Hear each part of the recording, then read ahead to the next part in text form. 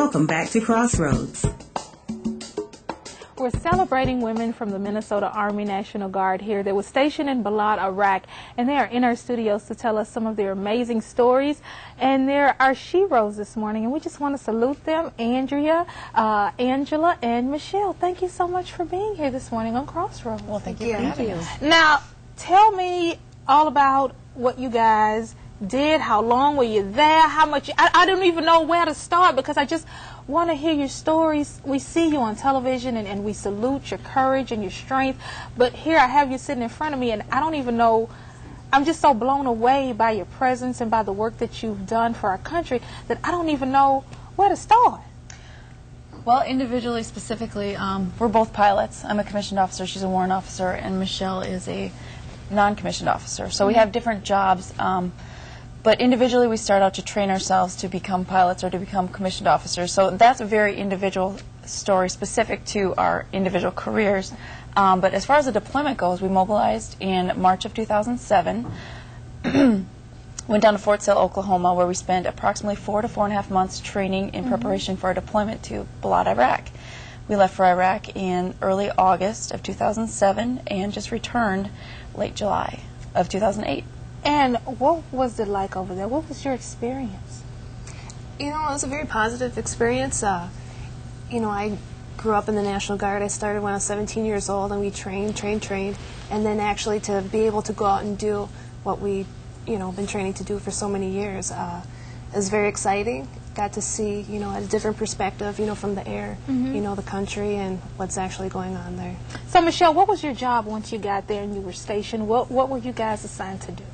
Well, specifically, I'm a crew chief, and my main responsibility is repairing the helicopters. And once the helicopters are repaired and flight ready, then I also participate as one of the crew members, which my responsibilities in the back were trying to get passengers loaded into the aircraft, and my main responsibility after that was ensuring the security of the passengers, and the way that I did that was with my .240 machine gun. See? Now, y'all sitting up here, you got your makeup on, your hair's all cut, you got your highlights done. I cannot imagine you, Michelle, with 2 machine guns. How did you get from cute little haircut to 2 machine guns? Oh, this hair isn't quite so cute with the flight helmet on, especially if after it's been on for a whole day of missions. But that's just part of, you know, being in the uniform. You have to deal with the imperfections that come along with it. You don't even think about that stuff when you're doing your job. And so you guys went over there, you performed a wonderful service. Did you miss your families? Always. Yes. Absolutely. Tell me about it, because I mean, I don't have anybody who's there, but I see the images, and as a mother, I think, I would miss my daughter, I would miss my son if they left and went over there. You can't talk to them every day, you don't know what's going on, you're glued to the news. How did you guys handle that, and anybody can answer this, in transition with your families? Well, personally, for me, I don't have kids, single, but I think that it's a connection that all of us have together. We all miss somebody, we're all missing out on something, and every day you're missing out on something. And so, you know, for me, I kind of lean on my friends. Angie and I were roommates for the entire year in Iraq, and I knew when she was having a bad day, or she knew when I was having a bad day. And it's just something that you do to support each other, and you got to talk about those things. Some people don't talk about them, but we all are in the same situation, so we're kind of lean on each other. So, Angie, you guys create a family with the people that you have there. Oh, exactly. Exactly. I took a lot of pictures, had a collage on my wall, you know, pictures on the computer, and made frequent phone calls home, and, you know, correspond by email, and try to keep, you know, communication and keep family close, even though we were so far away. Now, Michelle, I've got to ask you this, because I see the images on television, and, you know, I think about the female soldiers more so than the men, because I'm a woman. But I think, were you ever afraid? You know, you got the, you know, Michelle seems like the toughest. She got the machine gun, she's the gunner, you know, the gunner crew chief, you know, but, you know, are you ever afraid? Well, yeah, I mean, you know, we're human, so of course, you know, there's always that unknown.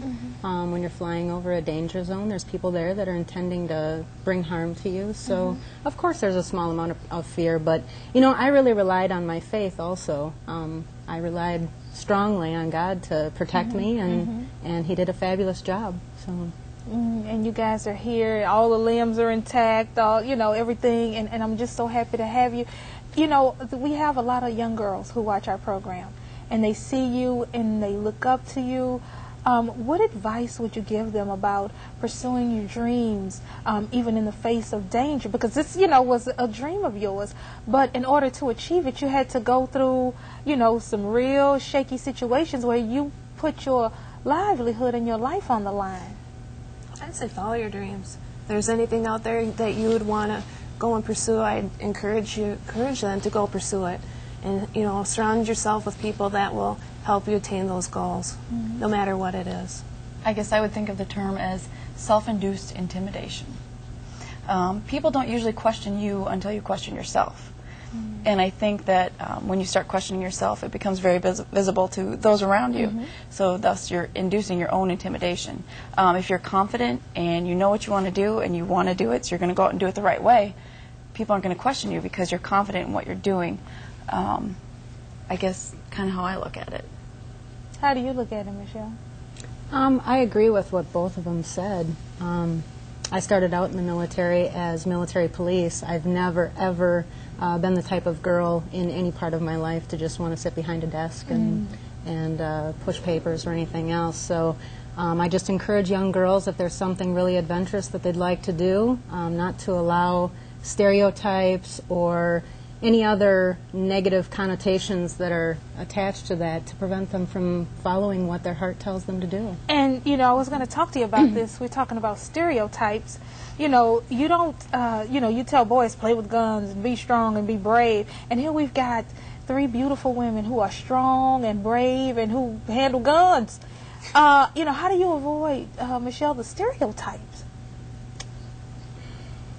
One of the nice things about the military is that we're all soldiers. We don't associate as male, female, other than, of course, certain times, but we're soldiers. And so every soldier has the responsibility of a soldier, and that's to pick up your weapon and protect in the time of need. And so I guess, I don't know. I guess that's how I would look at it. She's got a job, and if she doesn't do it, somebody else is going to pick up her slack. So being a soldier, I mean, we call ourselves males and females. We're not girls and boys. I got to depend on whoever is on my right side, my left side, and that person is a soldier. Well, you ladies are fantastic and phenomenal women, and we just want to salute you today on the show and thank you for your bravery and your courage and for the positive role models that you are for young girls who are looking at the show and looking up to you for everything that you've done. I just can't say enough how I appreciate all of you and for being beautiful women. Thank you so much for being here. Thank you. Oh, I don't know how we're going to top this. We're going to have Sarah Roger talking about fashion. Y'all know Sarah's always got something frilly dressed. If she leaves it here this time, I promise I'm stealing it. Stick around. We've got Sarah Rogers and Wardrobe Consulting on Crossroads. Stay with us.